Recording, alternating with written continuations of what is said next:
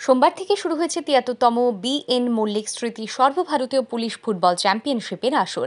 এদিন সকালে উমাকান্ত মিনি স্টেডিয়ামে এই টুর্নামেন্টের উদ্বোধনী অনুষ্ঠানের আয়োজন করা হয়।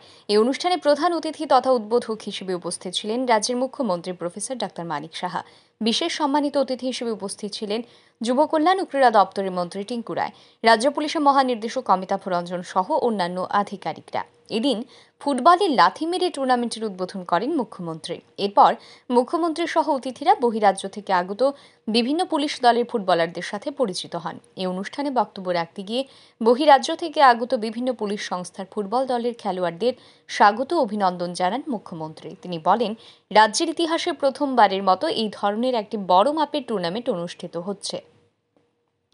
মুখ্যমন্ত্রী বলেন, দেশের অন্যান্য রাজ্যে ফুটবল নিয়ে উদ্দীপনা থাকলেও ত্রিপুরা এবং পশ্চিমবঙ্গে ফুটবল নিয়ে বিশেষ উৎসাহ এবং উদ্দীপনা রয়েছে।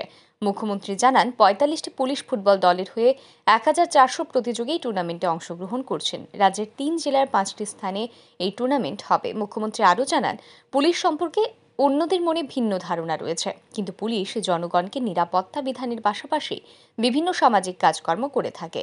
ত্রিপুরা পুলিশ দেশের অন্যতম একটি পুরনো সংস্থা। এই কথা জানিয়ে মুখ্যমন্ত্রী বলেন, এনসিআরবি রিপোর্ট অনুযায়ী সারা দেশের মধ্যে আইন শৃঙ্খলা রক্ষায় রাজ্যের অবস্থান নিচের দিক থেকে তৃতীয় স্থানে। কর্তব্য পালনে রাজ্য পুলিশের সক্রিয়তাতেই তা সম্ভব হয়েছে। তিনি জানান, রাজ্য পুলিশের সহায়তায় বিভিন্ন নির্বাচন রাজ্যে সুষ্ঠুভাবে সম্পন্ন হয়েছে।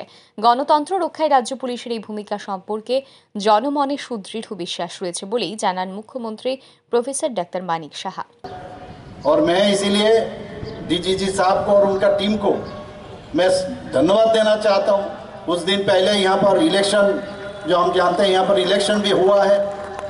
हर इलेक्शन में जिस तरह यहाँ पर शांति बना के रखा है, खास करके हमारा त्रिपुरा में सभी लोगों में एक विश्वास आया है जो यहाँ पर डेमोक्रेसी कैसे मेंटेन करना है, ये एक विश्वास सबके पास आया है। लेकिन पहले हम लोग ये चूक। উদ্বোধনী অনুষ্ঠানে স্বাগত ভাষণ রাখেন রাজ্য পুলিশের মহানির্দেশক অমিতাভ রঞ্জন। তিনি জানান, দেশের ২৫টি রাজ্য, ৪টি কেন্দ্রশাসিত অঞ্চল এবং সিআরপিএফ এর 7টি ইউনিটের 7টি দল মিলিয়ে মোট ৪৫টি ফুটবল দল এই টুর্নামেন্টে অংশগ্রহণ করছে। এর মধ্যে ৩৬টি ফুটবল টিম পুরুষ দলের এবং 9টি ফুটবল টিম মহিলা দলের। ডিজিপি অমিতাভ রঞ্জন আরও জানান, এই টুর্নামেন্টে ৪৮ জন এমন ফুটবলার রয়েছেন যারা জাতীয় স্তরে ফুটবল টুর্নামেন্টে অংশগ্রহণ করেছেন এবং ৬৮ জন এমন ফুটবলার রয়েছেন যারা আন্তর্জাতিক স্তরের ফুটবল টুর্নামেন্টে অংশগ্রহণ করেছেন।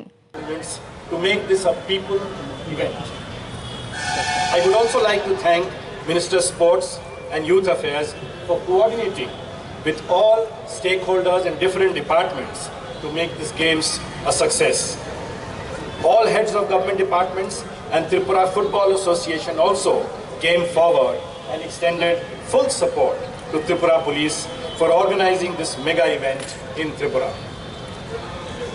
This mega sports event is hosted in Tripura in collaboration with the AIPSCB from today till 7th of March 2025.